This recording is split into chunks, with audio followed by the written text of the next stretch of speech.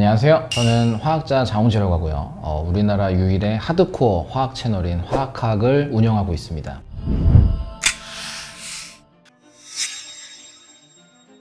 가능했었죠. 이거는 말하기 되게 애매한 것이, 우선 화학 반응으로 못 만들 건 없어요. 우리가 브레이킹 배드나 이런 다른 이야기에서 감기약으로 만드는 건 의외로 굉장히 간단하고 빠르게 이걸 만들 수가 있기 때문에 인기였던 거고, 이게 누구나 약간의 설비라도 할 수 있는 수준이었기 때문에. 근데 당연히 이게 문제가 되면서 더 이상 이런 건 불가능하도록 약이 바뀌었고요. 하지만 그럼에도 좀 멀지만 돌아서 여러 반응을 거치면 만들 수는 있습니다. 단지 그게 전문가들이나 아니면 숙련된 사람이 돼야 할 수 있겠다. 그래서 가능합니다. 못 만드는 건 없어요. 이게 감기약 종류 중에서 수도에페드린이라는 물질이 있었습니다. 이게 원래 시작은 에페드린이라고 마황이라 불리는 식물에서 뽑아져 있는 물질이었는데, 그거 이제 효율을 보고 어떤 구조가 잘 하는가 보다가 수도에페드린이라는 게 정말 이 콧물 코뻥 뚫리게 하고 이런 감기약의 지효다라고 해서 판매가 됐었어요. 근데 중요한 건 여기에서 하나만 살짝 바꿔버리면 메스암페타민이라 부르는 그런 이 돼버려서 이게 너무 편하게 구해서 만들 수 있던 게 문제가 됐었던 거죠.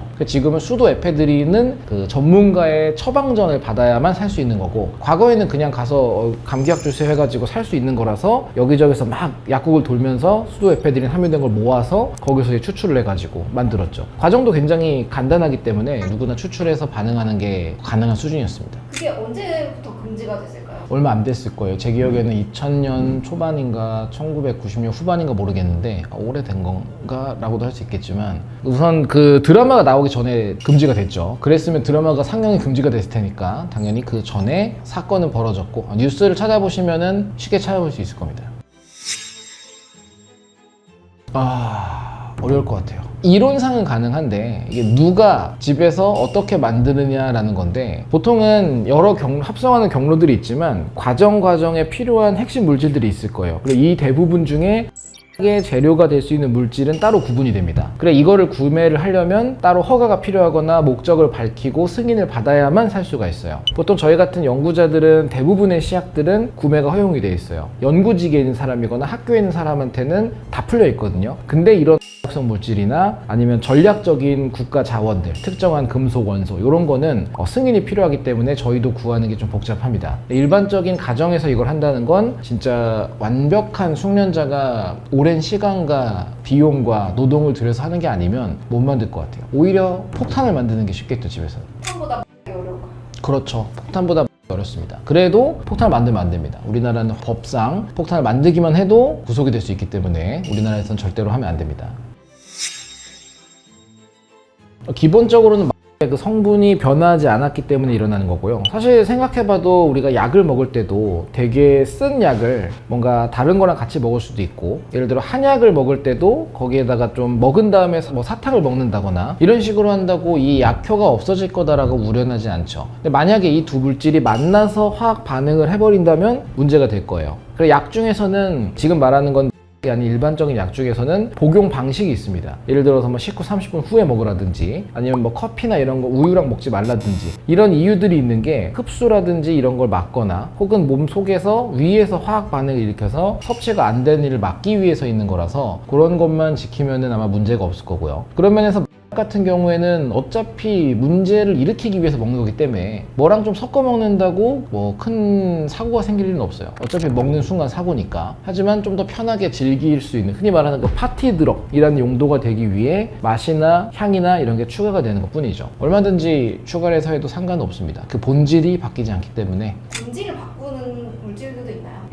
보통은 없을 건데, 이게 본질을 바꾼다기보다는 죽을 수 있는 건 있죠. 예를 들어 술이랑 같이 먹는 거, 드라마나 이런 데서 보면은 막 취해가지고 또 있고 막 이렇게 되게 문제가 있는 그런 장면들이 등장할 때가 많잖아요. 근데 일반적으로 마약 같은 성분도 우리가 향정신성 물질을 본다면 두 가지로 나뉠 수가 있어요. 기분을 되게 업시키는 게 있고, 하나는 되게 가라앉히면서 환각을 본다거나 다른 증상이 있고. 근데 술 같은 경우에는 기분을 가라앉힙니다. 진정 효과가 있거든요. 반대로 커피는 올리는 효과가 있고. 그래서 만약 가라앉히는 게 섞어 먹으면 이게 심각할 정도로 디프레스가 되면서 뭐 충동이 심하게 든다거나, 아니면은 잠에 들어 못 깨어나게 된다거나, 이런 부작용이 있기 때문에 술이랑 하는 거는 사실 하면 안 되죠. 근데 우리가 이건 예로 들었기 때문에 지금 하는 이야기가 의미가 없는 거로 느껴질 수도 있지만, 성 물질들은 약으로 쓰이는 게 되게 많아요. 쉽게 말해 아편에서 나왔던 양귀비에 있던 그 모르핀 같은 것도 진통제로 쓴다는 거 굉장히 유명한 사실이고, 그 외에도 케타민 같은 물질도 미국이나 이런 데서 케타민 중독이 되게 기사화가 될 정도로 현대에서 가장 위험한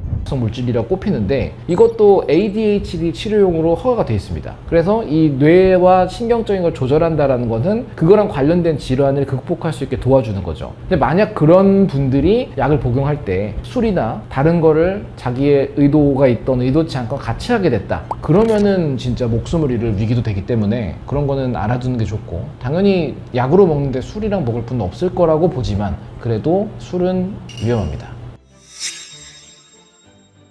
사실 지금은 안 그럴 것 같은 게, 지금 감기약은 그런 정도로 성이 있지는 않고요. 근데 예전에는 이제 성분이 비슷하면은 단지 양이 얼마냐에 따라서 효과가 달라지는 정도거든요. 과거부터 화학에서 제일 유명한 말이 독과 약은 똑같다, 같은 물질인데 양에 따라 달려 있는 것 뿐이다라는 말이 있는 것처럼, 감기약을 많이 복용하면 당연히 성 효과, 예를 들어 뭐 몽롱하게 된다거나 아니면 뭐 환각을 본다거나 이런 증상이 생길 수도 있겠죠. 근데 이거랑 유사한 표현으로 저도 이제 드라마 같은 데서 많이 봤던 게, 그 알코올 중독이 돼서 치료를 받는 분들이 알코올 섭취를 못할 때 그 가글 있잖아요. 가글을 그렇게 찾아서 마신다라는 걸 봤었어요. 거기 또 알코올 성분이 미량 있기 때문에 그렇게 마신다라는 걸 봤는데, 그것도 제가 알기로는 지금은 또 성분을 바꾸고 해서 그걸 먹는다고 술에 취한 느낌이 안 드는 거라고 알고 있고요. 그래서 뭐 대안으로 비슷한 증상이 나올 수 있는 물질을 찾아서 하는 것 뿐인데, 어디까지나 드라마나 영화적인 장치일 뿐이지 뭐 지금은 그 정도까지는 안 될 거예요. 그렇게 뭐 위험한 약도 사용되지 않고, 감기약으로. 우선 아마 저나 그 PD님이 살았던 시대에는 그럴 건 없었을 것 같고요. 근데 좀 더 어렸을 때로 간다면 문방구에서 파는 장난감 같은 것 중에 이게 풍선 부는 게 있었어요. 막 빨대 끝에다가 본드 같은 거 묻혀서 부는 게 있는데, 지금 생각해도 이거는 뭔가 몸에 안 좋다는 느낌이 들어요. 되게 휘발성 그런 냄새도 나고, 당연히 그것도 이제 본드나 같은 성분이고, 그래서 본드를 흡입하고 하는 것들이나 아니면 부탄가스나 가스를 마시는 것들이 중추신경에 영향을 줍니다. 그래서 확실하게 약간 그런 몽롱하고 환각적인 걸 보여주지만 중추신경이 손상이 되면 영구적인 장애가 오는 문제가 있다, 이런 것들이 있었고, 좀 더 과거로 간다면 지금 이야기하는 메스암페타민의 다른 이름이 필로폰이라고 부릅니다. 근데 이 필로폰이라는 이름이 일본에서 처음에 만들어진 물질인데요, 제품으로 만들어진 제품명이 필로폰이었어요. 필로스라는 게 사랑이고 포노스가 노동입니다. 요걸 합치니까 이제 노동을 사랑한다. 우리가 에너지 드링크 같은 거나 커피를 마시는 것처럼 이거를 복용하면 계속 일할 수가 있는 거예요. 몸에 힘이 넘치고. 그래서 제일 많이 썼던 게 고등학생들이었습니다. 입시를 앞둔 학생들이 이 필로폰이라는 제품을 복용을 하면은 집중력이 높아지고 계속 밤새 공부할 수 있다. 그게 나중에 밝혀진 거죠. 이게 굉장히 심각한 중독성이 있고 문제를 일으킨다. 그래서 사용이 안 되고 필로폰의 이름이 남아있거든요. 이것처럼 우리가 모르고 쓰는 경우는 과거에 있었죠. 그리고 그 대부분이 이죠. 쉽게 썼다가 알고 보니까 안 되겠는데,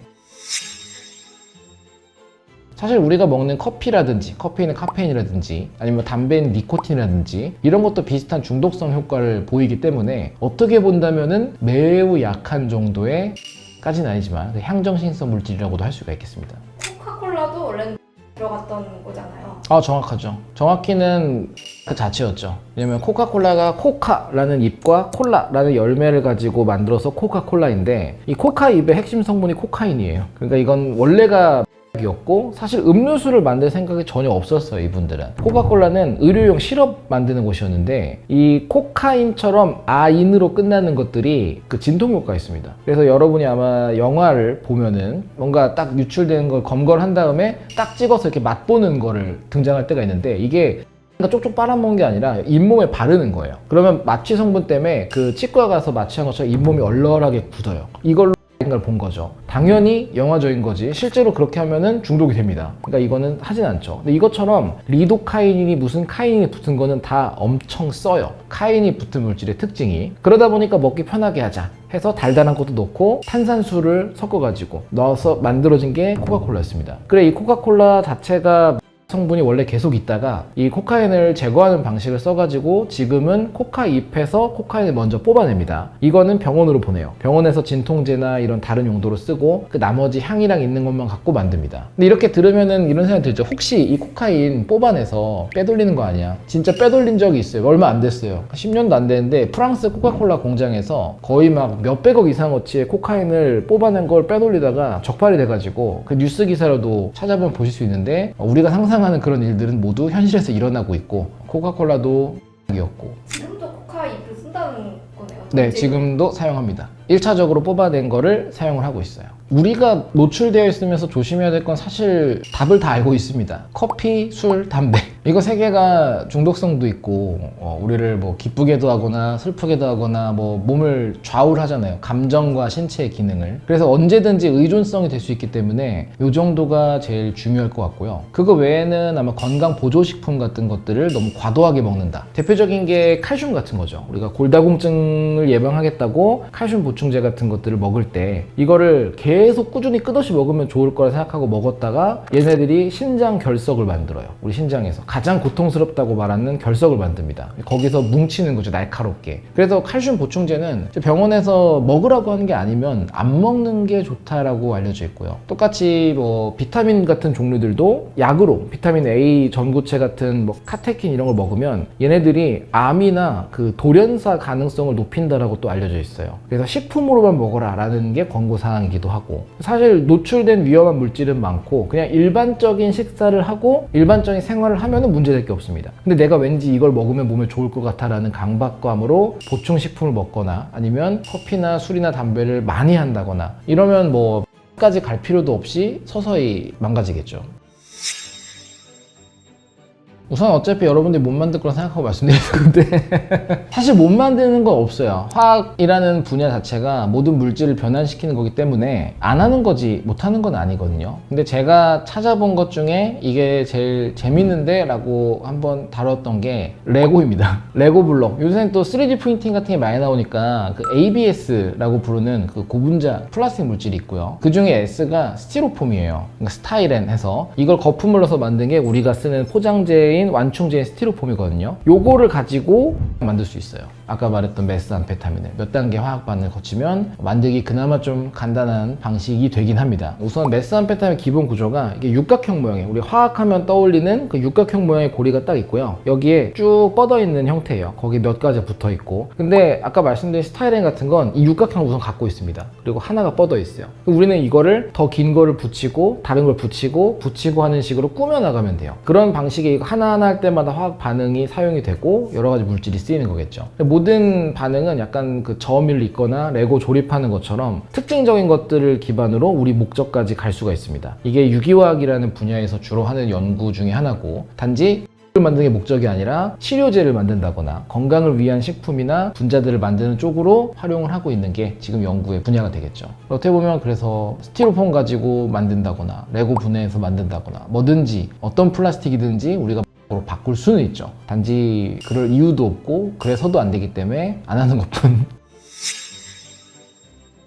사실 의 위험성이 커지고는 있어요. 요즘에 우리나라의 보급이라든지 혹은 유입되는 양도 많고 제도적인 허점도 계속 있는 것 같고 해서 언제나 위험하긴 하지만 제가 생각하는 가장 위험한 거는 술인 것 같아요. 결국에는 너무 뻔한 대답이긴 한데 대부분의 범죄가 일어나는 조건들에 대해서 찾아봤을 때 당연히 음주 상태도 많고요. 심지어 우리 생각하는 것처럼 너무 날이 더운 여름이라거나 이런 때도 실제로 범죄가 증가한다는 통계도 있거든요. 그래서 사람의 자제력이라든지 아니면 그런 정신을 아래 단계로 떨어뜨려 볼 수밖에 없는 그 술이 제일 위험한 것 같아요. 접할 수 있는 가능성을 본다면.